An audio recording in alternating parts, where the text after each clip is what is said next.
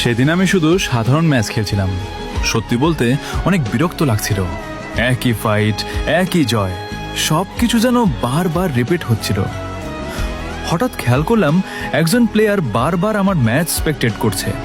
Match শেষ হওয়ার পর আমি তাকে মেসেজ দিলাম, তুমি কে, বারবার আমার গেম প্লে কেন দেখো? কিছুক্ষণ পরে রিপ্লাই এলো, ভাই আমার বয়স 10 বছর, আমি আপনার গেম প্লে খুব পছন্দ করি, তাই সব সময় দেখি, আপনার সাথে একদিন খেলতে চাই। কথাটা শুনে একটু অবাকও হলাম, আবার ভালোও লাগলো। আমি জিজ্ঞেস করলাম, তোমার নাম কি? সে বলল, আরমান। সেদিন আমরা একসাথে খেললাম, তারপর প্রায় প্রতিদিনই খেলতাম। সে আর আমার কাছে কোনো র্যান্ডম প্লেয়ার ছিল না। ধীরে ধীরে সে আমার ছোট ভাইয়ের মতো হয়ে গেল। আমি তাকে খুব আদর করে ডাকতাম। ওর সাথে খেলতে সত্যিই অনেক ভালো লাগতো। কিন্তু একদিন হঠাৎ ওর একটা মেসেজ এলো, ভাই আমি হাসপাতালে, আজ অনলাইনে আসতে পারবো না। আমি জিজ্ঞেস করলাম, কি হয়েছে? ও উত্তর দিল, আমার লাস্ট স্টেজ ক্যান্সার, কাল আমার চিকিৎসা হবে।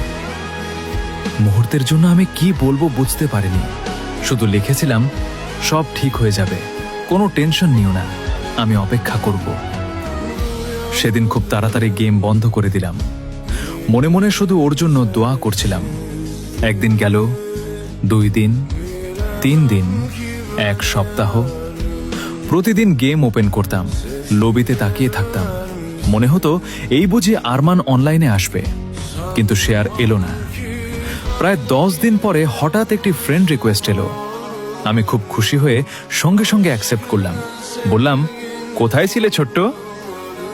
কিন্তু এবার ওপাশে আর আরমানের কণ্ঠ ছিল না। ধীরে ধীরে একটি মেয়ের কণ্ঠ ভেসে এলো। আমি আরমানের আপু বলছি। আমার বুকটা যেন থেমে গেল। তিনি বললেন, আরমান আর নেই, সেদিনই সে মারা গেছে। ডাক্তার আগেই বলেছিলেন